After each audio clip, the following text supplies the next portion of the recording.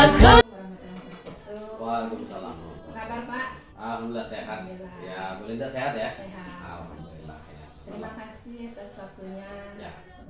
Pagi ini saya mau ngobrol-ngobrol dikit dengan Bapak. Boleh. Silakan. Tentang dilema etika sesuai dengan tugas modul 3.1. Nah, kayak gini Pak, selama ini kan di sekolah kita ini kan banyak muncul kasus. Ya. Nah, dari kasus-kasus yang muncul ini, bagaimana Bapak mengidentifikasi apakah itu termasuk dilema etika atau rujukan moral? Oh iya. Jadi ketika ada kasus, maka kita akan lihat kondisi kasusnya seperti apa. Ya. Apakah dia masuk dalam dilema etika atau dia masuk dalam rujukan moral. Maka kita harus mengidentifikasi. Jadi saya akan melihat itu dikaitkan dengan etika secara umum, dikaitkan dengan aturan-aturan yang ada, dikaitkan juga dengan moral seperti apa, nanti akan kita pilih.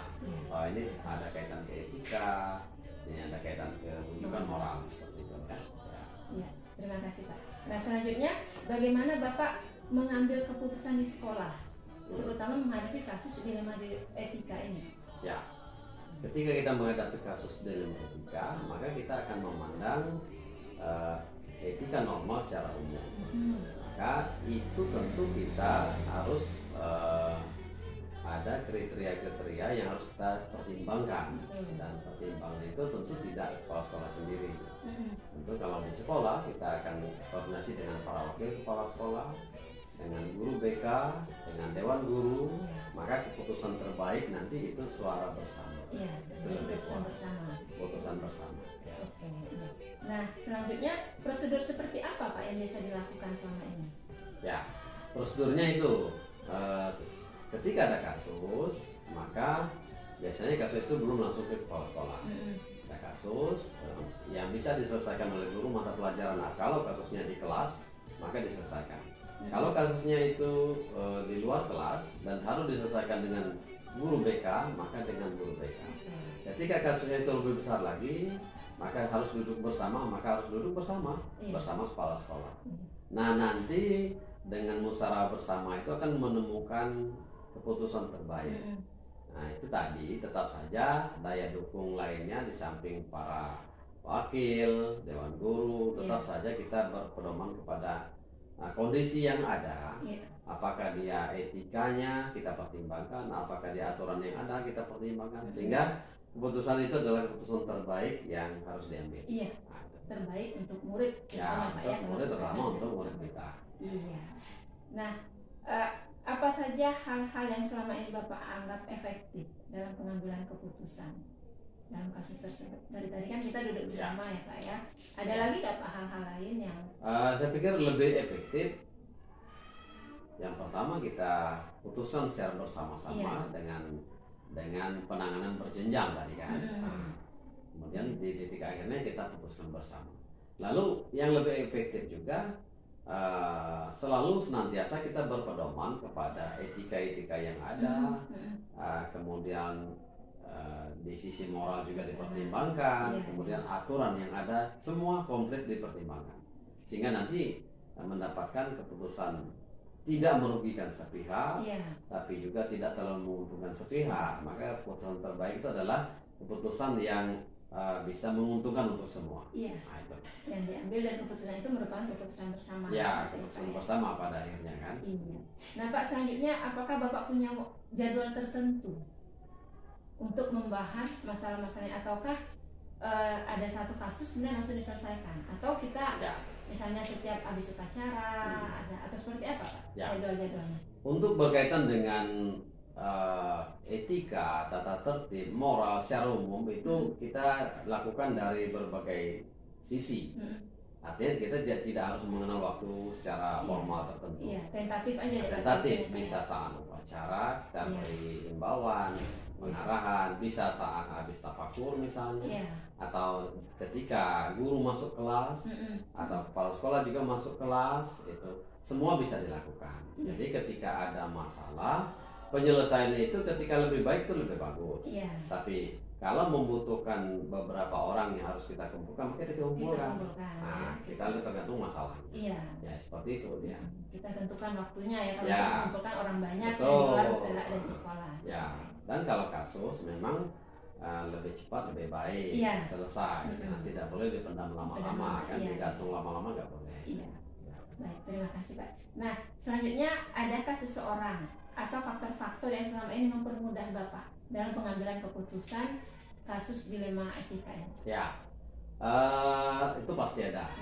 Ketika ada kasus dan itu sudah sampai ke kepala sekolah, maka kepala sekolah akan mengajak berembuk. Ya, itu guru-guru, wakil kepala sekolah dan guru BK, kita berembuk bersama. Maka hasil itu terbaik. Itu terbaik yang harus kita putuskan. Ketika nanti sudah diambil, maka pasti keputusan itu akan dijalankan secara bersama.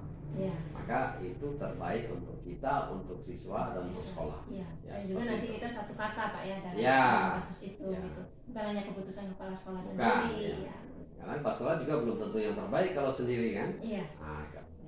Oke, yang terakhir Pak, dari semua yang Bapak sampaikan tadi, pembelajaran apa yang dipetik dari masalah selama kasus ini Pak? Pengalaman yang dapat dipetik dari pengambilan keputusan dilema etika. Ya, pengalaman yang dapat kita petik, secara umum kita akan dapat mengklasifikasi gitu ya. Jadi kasus A misalnya terkait dengan etika, maka ketika ada kasus lagi yang mirip itu, maka kita sudah punya langkah yang terbaik untuk mengambil keputusannya. Sudah ada pelajaran sebelumnya. Kita itu kan jadikan pengalaman kita bahan untuk mengambil keputusan berikutnya. Nah itu saya pikir itu sangat berharga. Ya itu ya. Ada hikmah di balik itu kan. Jadi pengalaman hari ini untuk langkah kedepannya, gitu ya Pak ya. Betul. Oke, baik Pak. Terima kasih atas waktunya. Terima kasih. Semoga dalam pengambilan. Assalamualaikum warahmatullahi wabarakatuh. Waalaikumsalam. Apa kabar Pak? Alhamdulillah sehat. Ya, Bu Linda sehat ya? Sehat. Alhamdulillah ya. Terima kasih atas waktunya. Ya. Pagi ini saya mau ngobrol-ngobrol dikit dengan Bapak. Boleh. Silakan. Tentang dilema etika. Assalamualaikum warahmatullahi wabarakatuh. Waalaikumsalam Ibu Sina. warahmatullahi wabarakatuh. Iya, terima kasih atas kesempatannya. Sama-sama. Iya. Saya minta waktunya sebentar untuk melakukan wawancara sehubungan dengan tugas di modul 3.1 pengambilan keputusan di depan sekolah. Nah, selama ini bagaimana Ibu mengidentifikasi kasus-kasus mana yang termasuk dilema etika atau bujukan moral? Oh ya, baiklah Bu Linda.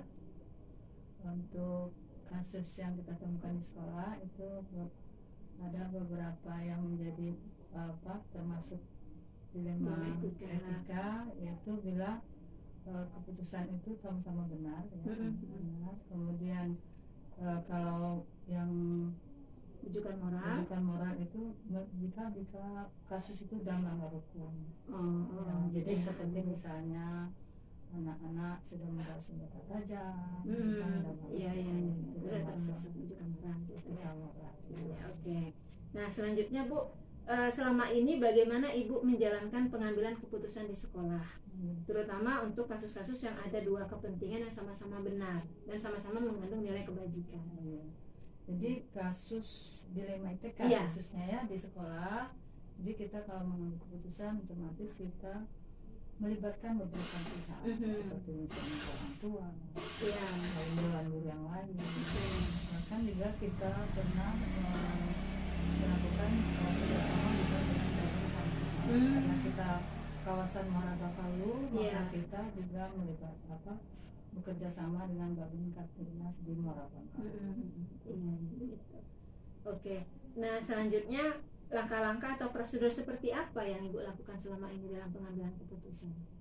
Pertama kita mendengarkan dulu kasusnya, kasus yang dialami anak, ya. Kemudian kita bermusyawarah dengan berbagai pihak untuk bagaimana sih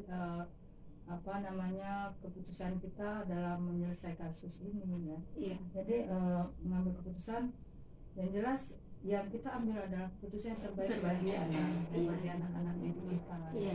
Jadi perlunya ada musyawarah dari berbagai pihak. Jadi kita mengambil masukan-masukan, mendengarkan pendapat-pendapat dari berbagai pihak untuk mendapatkan keputusan yang lebih tepat. Iya, artinya keputusan tidak diambil sendiri oleh kepala sekolah, jelas, gitu ya. Jelas. Perlu kolaborasi dengan orang tua, dengan guru.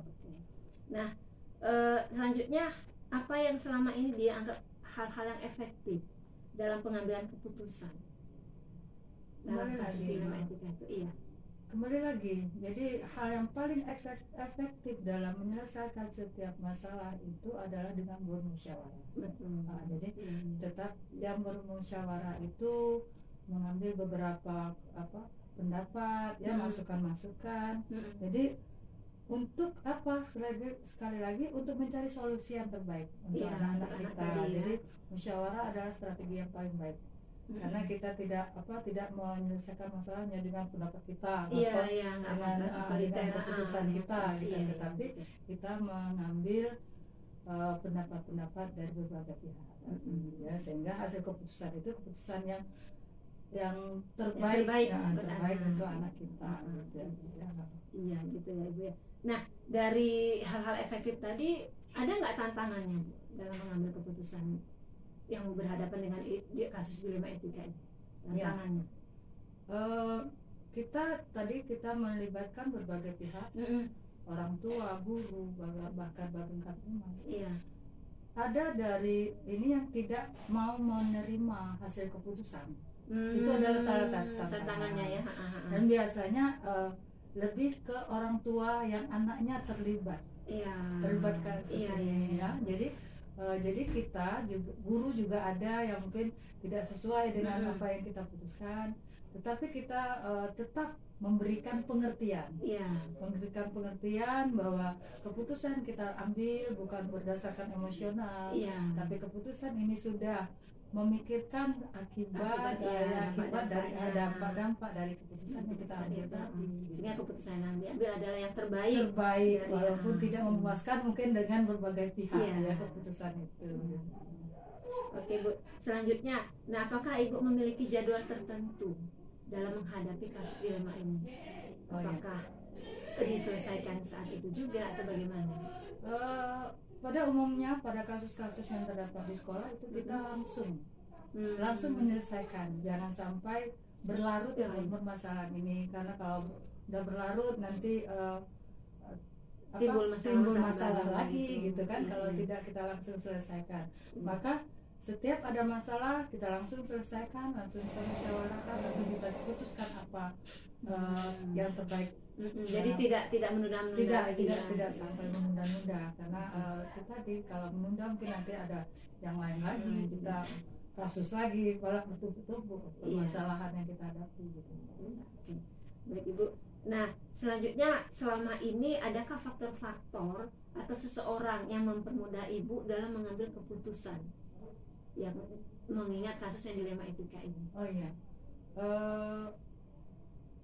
Pada dasarnya hampir semua pihak itu mempermudah, baik itu guru, kemudian kita juga bekerja sama dengan Babin Kamtibmas, dan itu sangat memberi kemudahan. Karena mengapa? Kita kalau dari guru, mungkin guru yang lebih paham siswa. Jadi guru lebih paham siswa, karakter siswa bagaimana. Jadi kita ke guru sangat mempermudah. Kemudian dari Babin Kamtibmas itu meminta pertimbangan. Apakah keputusan ini tidak menyalahi hukum gitu kan? Tidak menyalahi hukum tadi. Jadi dengan berbagai masukan, pertimbangan, jadi alhamdulillah setiap permasalahan yang ada itu selesai dengan mudah, insyaallah. Nah, ini terakhir Bu, dari semua yang telah disampaikan tadi mengenai dilema etika, pembelajaran apa yang bisa dipetik dari pengalaman selama ini? Pengalaman ya, intinya setiap kita dimanapun berada pasti ada masalah. Betul. Nah sekarang permasalahan itu, tiap permasalahan pasti ada jalan keluar. Betul. Nah itu kalau saya, jadi bila ada suatu masalah kita recheck dulu, klarifikasi gitu ya, terutama kepada siswa yang bersangkutan.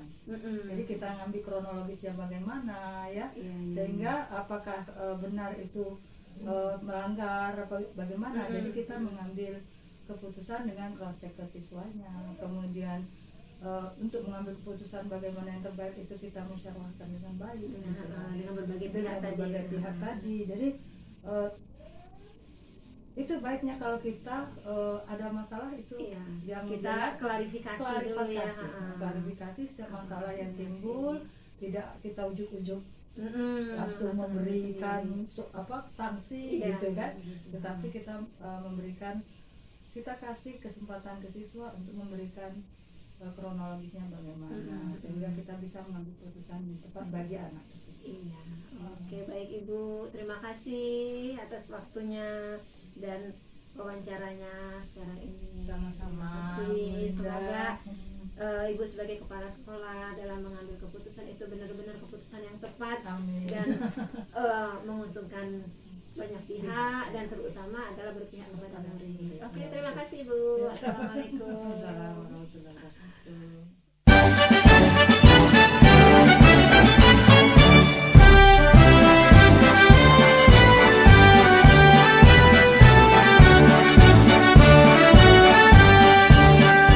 Bulatkan